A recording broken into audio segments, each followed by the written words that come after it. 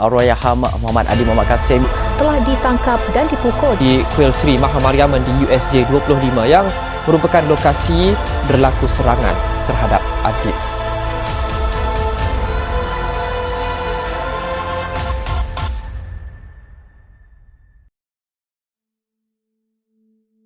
Assalamualaikum warahmatullahi wabarakatuh.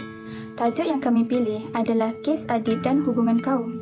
Malaysia telah melalui pelbagai pengalaman pahit sebelum berdiri teguh dan kukuh sebagai negara yang membangun. Pasti pengalaman dijajah oleh negara asing tidak akan diulangi lagi seperti mana yang kita telah ketahui. Teriakan dan sorakan keramat merdeka pada 31 Ogos 1957 adalah tidak semudah yang disangka untuk dilalui dan memaknakan kemerdekaan tersebut.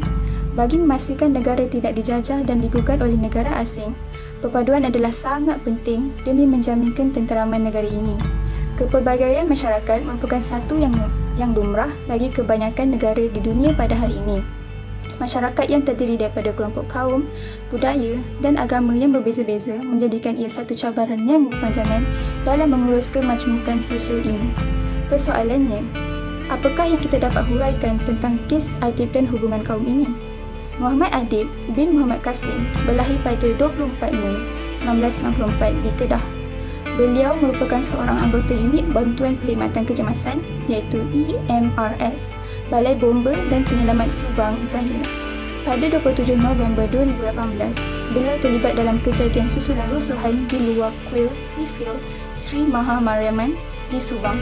Oleh itu, kami ingin membincangkan cerita kes Adib dan pengajaran serta harapan terhadap kes ini. Peristiwa ini bermula pada 26 November 2018 apabila berlakunya pergaduhan membabitkan dua kumpulan berhubung isu pemindahan tapak kuil.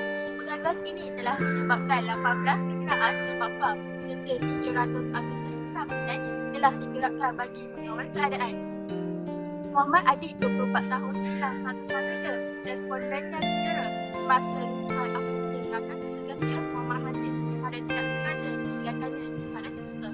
Oleh itu, Muhammad Adib telah dimasukkan ke unit jagaan. Pada November 2018, Badan Bertindak Kuil Sri Mahamariaman mendakwa Muhammad Adib parah akibat kemarahan jalan raya.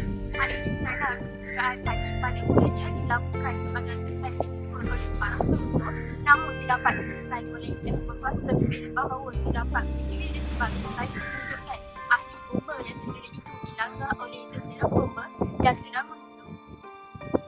Pada 29 November, kenyataan disangkal oleh Ketua Pengarah Balai Bomba dan Penyelamat Muhammad Hamdawi yang memutuskan dengan membuat laporan polis mengenai dakwaan 3 Disember 2018 keadaan Muhammad Adib disangkal dalam keadaan askari dan tidak lagi dan Taliban. Namun, pada 16 Disember, disangkal Muhammad Adib kembali terus menjadi terbuka. Istimewa Jatuh Negara memaklumkan selepas sebenarnya paru-paru yang menunjukkan tanda-tanda konsolidasi dan demokrasi.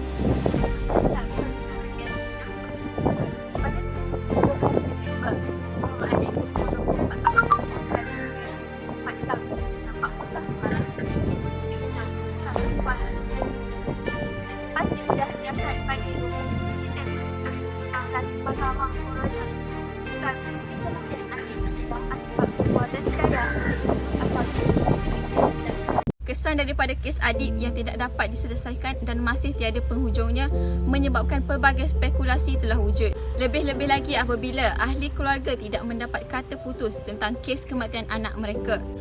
Bapa kepada Allahyarham Adib, Encik Muhammad Kasim mempersoalkan mengapa pihak berkuasa masih menyiasat tentang punca kematian anak mereka.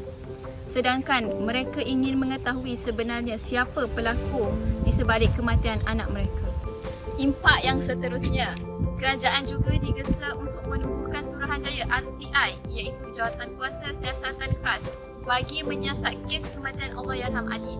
Jawatan kuasa ini bertujuan untuk memastikan pelaku yang menyebabkan kematian Allahyarham Adib menerima hukuman yang setimpal. Dampak lainnya apabila kes ini ditangguhkan siasatan, ia telah menimbulkan kemarahan orang ramai kerana dikatakan sudah mempunyai bukti yang cukup dan bukti telah pun diserahkan pada pihak mahkamah. Seramai 30 orang saksi dan 137 bahan bukti telah dikemukakan tetapi tiada tindakan lanjut. pihak pejabat peguam negara gagal menangkap penjenayah yang terbabit. Berikut ialah beberapa kesan yang dapat saya simpulkan daripada peristiwa yang menyayat hati ini. Selepas mengkaji kes Adib ini, kita dapat mengetahui bahawa kes ini diibaratkan seperti mencurah minyak pada rumah yang sedang marak terbakar. Hal ini kerana seorang pemimpin sepatutnya bersabar dan menjaga emosi mereka. Apabila pemimpin gagal untuk mengawal emosi mereka, kemusnahan harta benda akan berlaku. Perbuatan ini menunjukkan bahawa pertelingkahan antara pemaju dan pengurusan kuil ini akhirnya menjadi isu sensitiviti perkauman dan agama. Perbuatan ini menjelaskan bahawa setiap pihak maupun masyarakat sosial perlu bertenang dan sentiasa menjaga emosi untuk mengelakkan berlakunya perbuatan yang akan menjejaskan keamanan negara yang terdiri daripada pelbagai kaum dan agama.